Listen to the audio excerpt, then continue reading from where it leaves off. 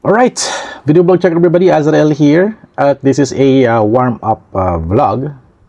I'll be vlogging some different kinds of topics, no? For now, bago ko mag-start ng mga unboxing ng mga tech, no? Mga gadgets, I want to unbox, kumbaga, this is my second art toy purchase. So, una, dati kasi nakabili ko nung tumindig na art toy sa online.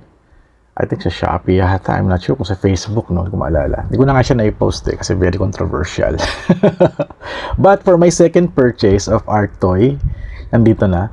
May mga art toys ako dito coming from friends na mga bigay nila. So, hindi ako nakakapag-acquire ng aking sariling art toys. But maybe baka ito na yung aking transition, no? From collecting Transformers toys, mga cartoon toys. Baka maglagay na rin tayo ng mga art. Kasi yung bahay namin dito parang art gallery. So, I want to put some art toys naman, which I'll be collecting in the future. Pero ngayon, kumuha na ako ng aking Rin Barrera na art toys. So, ito yung Traveler niya.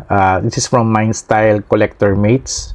Design art toy ni Rin Barrera. It's one of the first series, no? At I heard parang mapapalitan na yata ito. Baka magkaroon na ng mga second wave na yata. I'm not sure. But very sold out na rin yung iba. Lalo na yung Let Me Fly. Ito yung Let Me Fly, yung merong eroplano, tsaka Fly High. Ubus na daw yan. But my interest is the Traveler figure, art toy, na gawa ni Rin Barrera. Si Rin Barrera, Pinoy ito, no? Pinoy. I did some research. Pinanganak pala siya sa France, sa Paris, France. And then, nung bata siya, kasi yung dad niya kasi daw pala is OFW sa Paris. So, nung bata siya, bumalik siya ng Pilipinas. Nag-aral dito ng arts. At the story is, wala siyang mga toys eh. Meron siyang toys, pero konti lang. Parang parehas din kami na nung maliit pa, konting lang yung toys. Paglaki, you make your, parang bumawi ka. Pero during my childhood, for me, wala akong toys. I use papers, cut out cardboards to make my own toys. Si Rin Barrera naman, ginamit niya is parang, I think he was parang nagre-restore or naglilinis ng mga murals or statues sa simbahan. Then some of the woods na nakikita niya, ginagawa niya toys. So yung toys na ginagawa, naging artwork na. So through the years, na-feature na yung mga artworks niya sa exhibit, sa iba-ibang bahagi ng mundo. Ay now here in the Philippines, malaki na yung pangalan niya at malaki na rin yung following niya. Dahil sobrang ganda ng kanyang art. Yung kanyang art is para yung mukha is merong mga expressions, may mga drawings. Kasi sabi niya it's yung facial expression is much more powerful than words. Yung kanyang art style. So here's a Traveler. Bakit Traveler yung kinuha ko? Kasi gala tayo.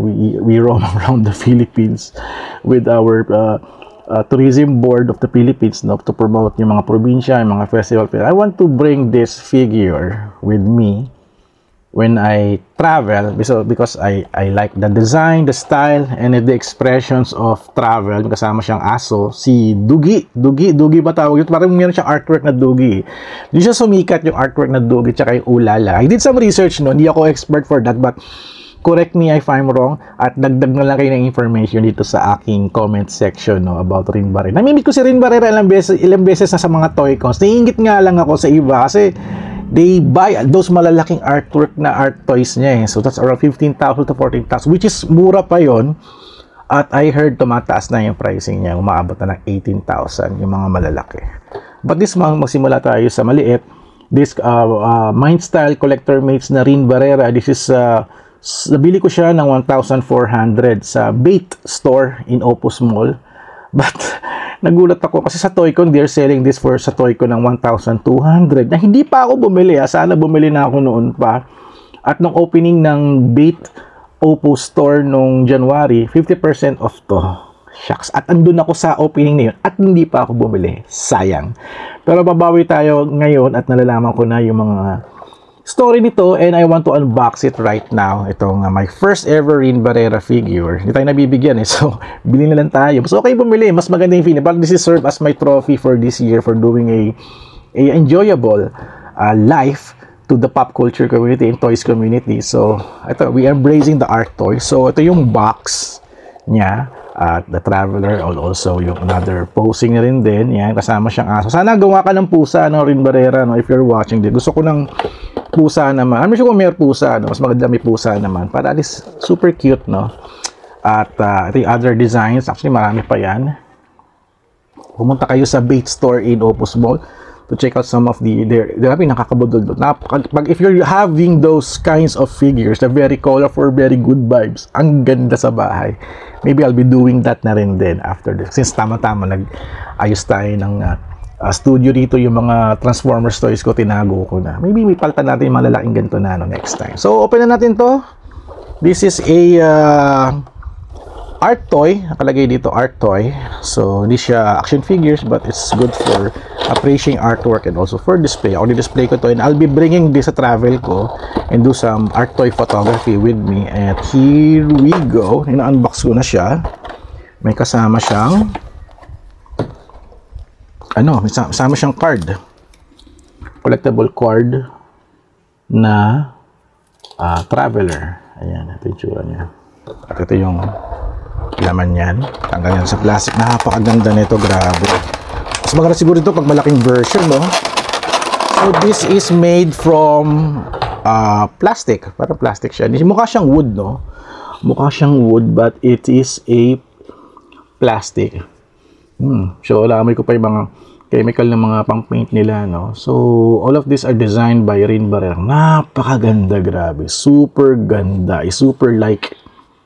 Lalo na pag nakita mo yung large version nito, no, yung life size niya, no? Kasi meron silang parang tawag dito, fiberglass version na ganito na malaki, at meron mga wood version na malalaki na parang ganito. Napakaganda, sobrang, it's a nakinginaw nakita ng ganitong style, no? Yung kanyang style is, yung face is a lot of expressions, pwedeng masaya, pwedeng malungkot, pwedeng pinapawisan, at medyo matalino ang dating.